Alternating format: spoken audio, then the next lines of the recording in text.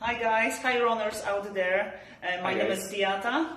Hi, my name is Mariusz. We would like to show you some exercises to improve strength as you're running, to get faster running.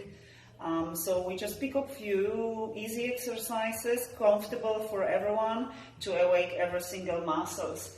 Okay, so we tell you about the repetitions, about the technique, and what is the best way to do it. So we start maybe with static lunge. Okay, static lunge. So you try to get 8 repetitions, 3 rounds of each leg. So it's basic static lunge without the movements, nice and control movements up and down. So as you finish your 8 times, you go to the other leg and you repeat it 3 times. Okay, so you can also do the same variation with the weights. So static lunge with the weights, you can use the dumbbell, you can use the kettlebell, and make sure when you do it, you engage your core, you keep your back super straight. That exercise definitely increases strength in your legs. Okay, so the next one is the Bulgarian split squat. So this is the variation. It's a little bit more advanced because you're standing on the single leg, and it's really nice, challenging, but also give you a lot of benefits by doing. You can do with weights or without the weights. So you can pick up, if you can start with a static lunge or split squat. Split squat, it's the same thing, or the Bulgarian split squat. Okay, so the next exercises which will awake your hamstring, glutes, and improve your posture is the single leg deadlift. Okay, so we can start on the stronger leg. So keep your knees soft, keep your core engaged, back straight, and leaning forward, but gently pushing your hips backward. You can also do that same exercise by using the weight or extend your arms forward. There's so many variations you can do it. Okay, so make sure your foot is flat on the ground, you control the movement, and keep your hips parallel to the ground as you do it. Okay, variation with the weights. So you do the one leg and opposite arm. Back is completely straight, shoulders are up, and you do it nice, controlled movement. So remember that you're not leaning forward as you do it. Okay, so it's one of the strongest exercise, because this the single leg improve a lot of core and your balance as you're running. The next one is the hip bridge. So you can lay down on the ground. You can do with weights or without, but maybe without is the nice option. You bring your heels under the knees. Okay, you keep your feet slightly apart.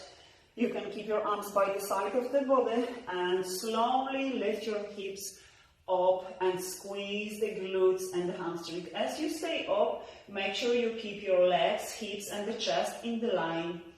Okay, so you can do like Mariusz did, variation with the arms up, but as you do it, you keep your shoulders down. It's just a variation. Another one could be with the one leg up. As we do that way, make sure the one side it's not leading, and you keep your hips parallel to the ground. That's the more advanced one. Okay, there's so many ways to do the bridge.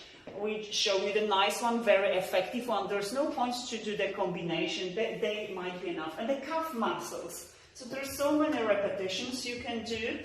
Okay, you can basically, like Mariusz is doing, to lift the heels up, and you can do that before you go to the run. Also, you can add the weights by the side.